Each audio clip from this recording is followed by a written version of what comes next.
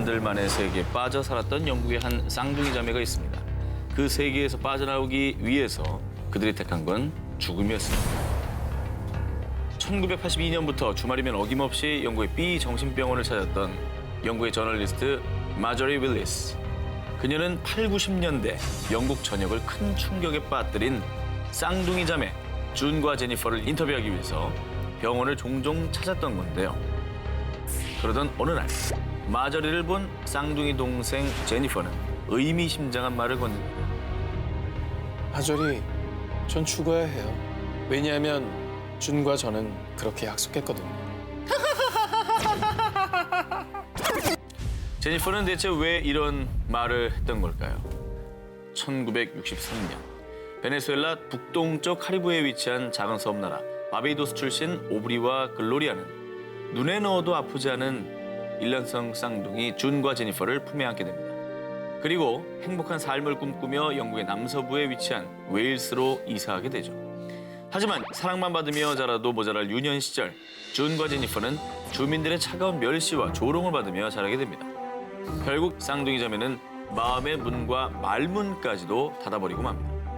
그런데 정말 미스테리한 일은 준과 제니퍼가 나누는 대화는 부모님을 포함한 그 누구도 알아들을 수가 없었다는 점입니다. 아니 뭘 무슨 말로 하길래 서로 다른 사람 알아들을 수가 없는 그들만의 뭐 언어를 개발한 거. 오늘 개발하는 게 얼마나 어려운 일인데. 정확히 밝혀진 건 아니지만 몸짓과 함께 영어를 상당히 빠르게 스타카토식으로 구사했다는 것이죠.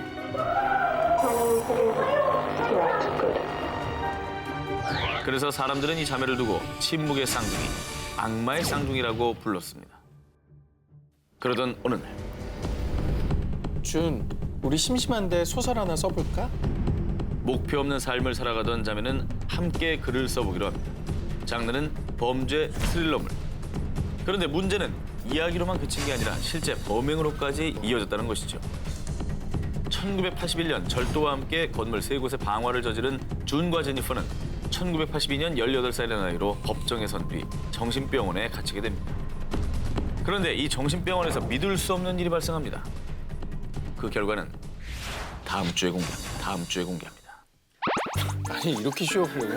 예, 아니, 이렇게 하기엔 예고가 너무 긴 거 아닙니까? 기사 지금 4개 읽은 사람인데 오늘도 너무 체력이 왜 이렇게 빠져요? 너무 힘들어가지고요. 예. 그 정도로 궁금해 죽겠어요. 귀가 궁금하죠. 네. 그 정도로 궁금하죠. 그러니까. 말씀드리겠습니다. 각자 독방을 쓰던 제니퍼와 준은 매번 서로 입이라도 맞춘 듯 한 명은 굶고 한 명은 과식하고요. 똑같이 괴상한 자세로 앉아있기까지 한 건데요. 게다가 이런 미스테리한 행동을 수차례 반복하게 이릅니다. 와, 아니 어떻게 그렇게 같이 똑같은 행동을 할 수가 있는 거죠? 다 서로 다른 방에 있고. 그러니까 미스테리하다는 것이죠. 그리고 29살이 되던 1993년 3월 준과 제니퍼는 시설을 옮기게 됩니다. 그런데 차를 타고 이동하던 중 동생 제니퍼가 갑자기 의식을 잃고 쓰러졌고요. 안타깝게도 심장 발작으로 사망하고 맙니다. 그런데 아까 자매가 기자에게 했던 말 혹시 기억하시나요? 네. 마저리, 전 죽어야 해요. 왜냐하면 준과 저는 그렇게 약속했거든요. 준과 제니퍼 둘 중에 한 사람은 죽어야 한다는 약속.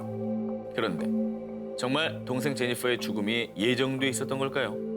당시 언니 준은 동생의 죽음에 그 어떤 애도의 표현도 하지 않았습니다. 더 놀라운 점은 난 해방된 거야. 제니퍼가 나를 위해 삶을 포기했어. 라고 일기장에 기록을 남겼다고 합니다. 무슨 소리예요 도대체? 아니 그럼 그 자살이란 말이에요 그게? 아니지, 뭔가 이게 둘이 나눠져 있던 걸 하나로 약간 합친 기분은 안 들어요.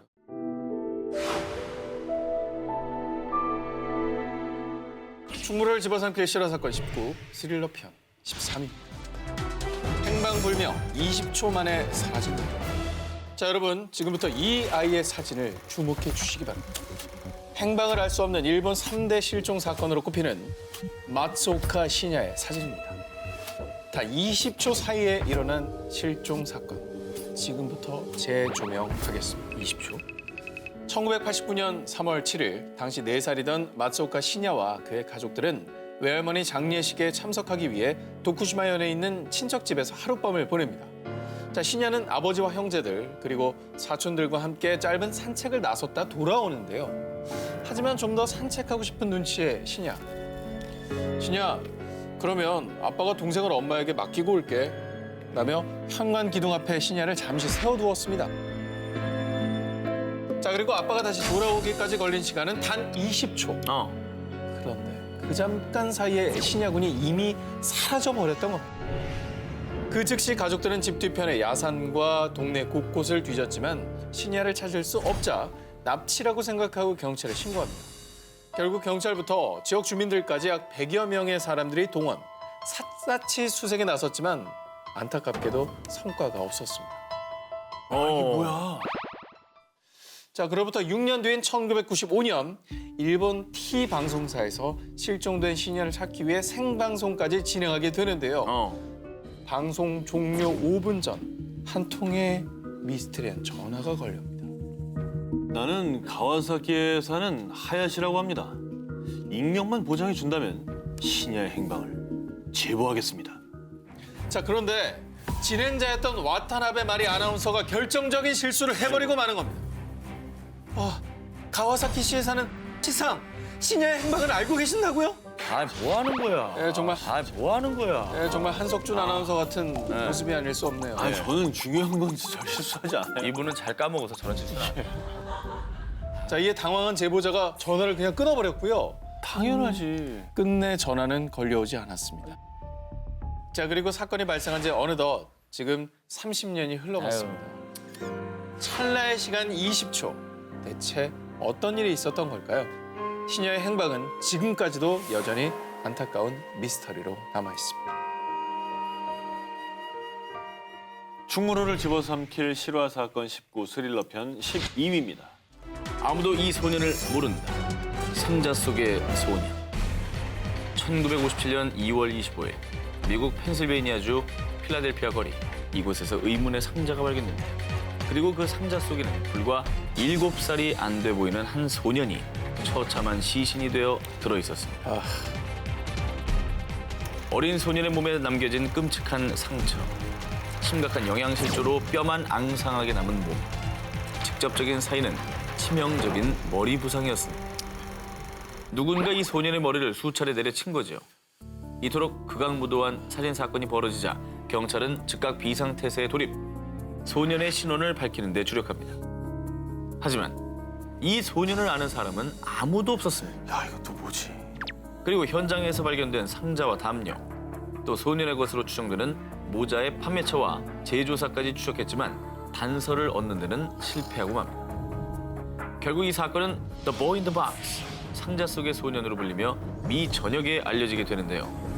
그때 결정적인 증언을 입수하게 됩니다.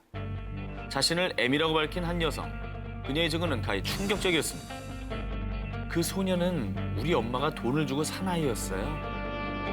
그리고 2년 반이라는 시간 동안 그녀의 어머니에게 신체적, 성적인 학대를 받았으며 결국 욕조에서 어머니의 손에 살해됐다는 거였습니다.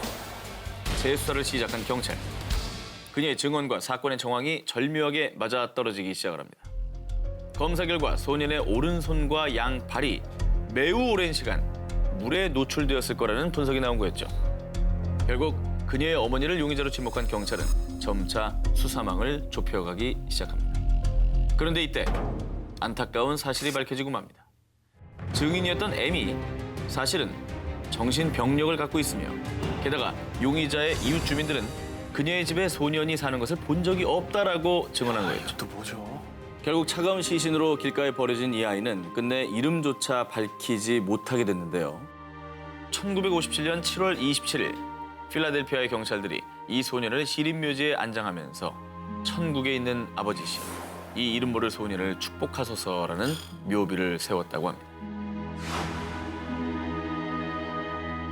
충무로를 집어삼킬 실화 사건 19 스릴러 편 11위 공개. 자, 11위 마더, 사라진 아이. 1994년 10월에 발생한 미국 전역을 뒤흔든 유괴 사건. 두 아들을 눈앞에서 잃은 엄마는 급기야 방송에 나와 눈물로 호소를 합니다. Whoever has my children, 말을 어렵게 이어가고 that 계세요. they please bring them home. 자, 사건의 전말은 이렇습니다. 3살 된 마이클과 14개월 된 알렉스를 차에 태우고 교차로 빨간불에 멈춰서서 신호를 기다리고 있던 수전 스미스. 자, 그런데 갑자기 총을 든 흑인 남성들이 나타나 수잔을 차에서 끌어내렸고요. 어린 두 아들이 타 있는 채로 차를 탈취해 갑니다. 자, 수잔은 곧바로 경찰에 신고했고요. 대대적인 수사가 진행됐는데요. 마침내 실종 9일 만에 두 아들을 찾게 됩니다. 다행이다. 하지만 이미 깊은 호수에 빠져서 그 둘은 익사한 상태였습니다. 아유, 뭐야. 자, 그런데 범인이 잡히자 미국 전역은 분노로 휩싸일 수밖에 없었습니다. 범인은 바로 엄마 수잔 스미스였기 때문에. 아니 이게 무슨 말도 안 되는 소리예요? 소름 돋아. 아니 그럼 중간에 도둑은 뭐예요? 차 도둑은? 교차로에서 빨간불 신호를 기다리고 있는데 강도들이 나타났고 그곳엔 아무도 없었어요. 자, 경찰은 바로 이 증언을 통해서 수상한 점을 느꼈고요. 곧바로 수잔을 추궁해 결국 자백까지 받아냈습니다. 수잔이 증언했던 교차로 신호등은 감응 신호로요.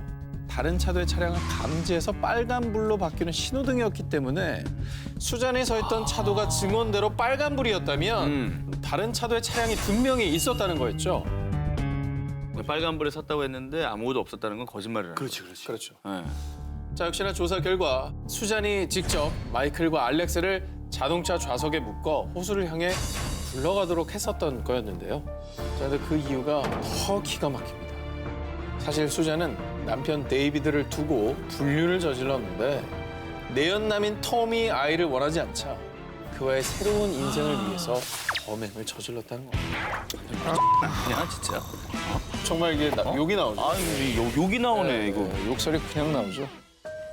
결국 그녀는 1995년 두 아들을 살해한 죄로 종신형을 선고받고 지금도 사우스캐롤라이나주 교도소에서 복역 중이라고 합니다.